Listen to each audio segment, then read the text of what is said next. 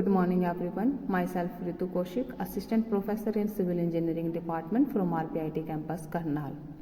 In our last video, we have already discussed about this topic, factor influencing the decision to carry out maintenance, and there are the two topic, two points, age of property and cost. We have discussed or in this point.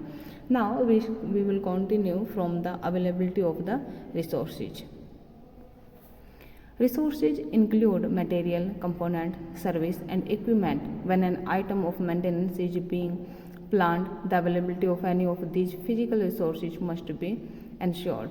Resources क्या होते हैं कि जैसे आपको material कहाँ से available हो रहा है, ठीक है, कौन कौन से इक्विपमेंट आप यूज कर रहे हो, तो रिसोर्सेज में हमें ये सारी चीज़ें हम नोट करके रखेंगे. जब आप when an item of maintenance is being plan, जब एक मेंटेनेंस के आइटम को आप प्लान करते हो कि रिपेयर करना स्टार्ट करते हो, तो आप सबसे पहले चेक करते हो the availability of any of these physical resources must be ensured. फिर अर्जेंसी, किसी भी को काम को करने से पहले मतलब कि फंड बहुत ही इंपॉर्टेंट है, क्योंकि पैसे के बिना तो हम काम नहीं कर सकते, लेकिन उससे ज़्यादा ज़रूरी होता है अर्जेंसी. अगर किसी चीज़ को नीड है कि अच्छा ये बिल्कुल मान लो किसी की रूफ जो छत है घर की वो ख़राब हो गई है, तो बारिश में क्या होगा, बारिश का पानी नीचे आएगा, सारे घर को ख़राब करेगा वो, तो वो इमरजेंसी है, वो अर्जेंट है कि आपको इसको रिपेयर करना ही पड़ेगा. तो अर्जेंसी बहुत इंपॉर्टेंट फैक्टर है. For urgent maintenance work, the cost will become of secondary importance, and urgent maintenance work may be required for a number of reasons, such as the repair of service, repair of fitting or components. Maintenance of this nature often occur without warning, but many times of urgent maintenance are avoidable. Routine inspection, testing and the examination and maintenance can bring down crisis situation. Next है हमारे पास future use. तो future use में क्या होता है कि अगर आपके पास कोई ऐसा घर है या फिर कोई ऐसी चीज़ है जिसको आपको रिपेयर करना बहुत ज़रूरी है, क्योंकि आपको फ्यूचर यूज करना है, या फिर कोई ऐसी चीज़ है कि जैसे जो पड़ी है कोई नहीं, आप कभी कभी यूज करते हो, तो डिपेंड करता है कि मेंटेनेंस किस टाइप की है, कि फ्यूचर में आपको इसका क्या यूज करना है. तो वही चीज़ें हम इसमें पढ़ेंगे.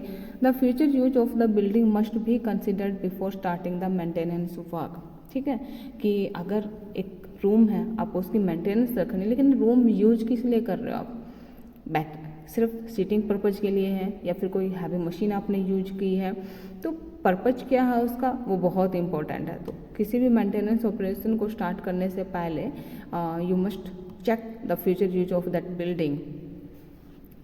The extent of repair and timing of maintenance should be duly considered. Certain maintenance items must be carried out to fulfill legal and statutory requirements. Next हमारे पास social consideration.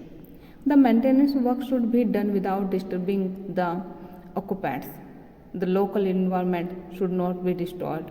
जब आप मेंटेनेंस कर रहे हो तो कोशिश रहती है कि आसपास का जो एरिया है वो इफेक्टेड ना हो आपकी मेंटेनेंस से. And disturbances such as noise, dust, smell and a temporary interruption of service should be bare minimum. ठीक है, जो इंटरप्शन होते हैं जो हमारे लोकल को, जो आसपास के एरिया को प्रभावित करते हैं, तो कोशिश रहनी चाहिए शुड बी मिनिमम.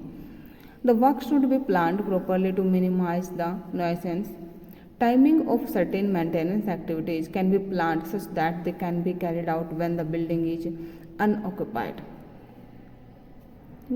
जैसे हमारा जो वाटर से रिलेटेड सब्जेक्ट होता है उसमें हम पढ़ते हैं ना कि मैक्सिमम जो वाटर की जो डिमांड होती है वो सुबह के टाइम बहुत ज़्यादा होती है, फिर इवनिंग टाइम में बहुत ज़्यादा होती है, तो दोपहर में बहुत कम होती है वाटर की रिक्वायरमेंट. तो इसी प्रकार से कि जब आप बिल्डिंग में मेंटेनेंस कर रहे हो तो आप ऐसा जो टाइम है वो चूज करो कि जब आपको लगे कि अच्छा अभी बिल्डिंग में जो आदमी है कम है, इतना ऑक्यूपाइड नहीं है अभी, तो उस टाइम पे आप मेंटेनेंस को अच्छे से कवर कर सकते हो. These are the point which make the our maintenance operation correct, and we should follow this point. Okay.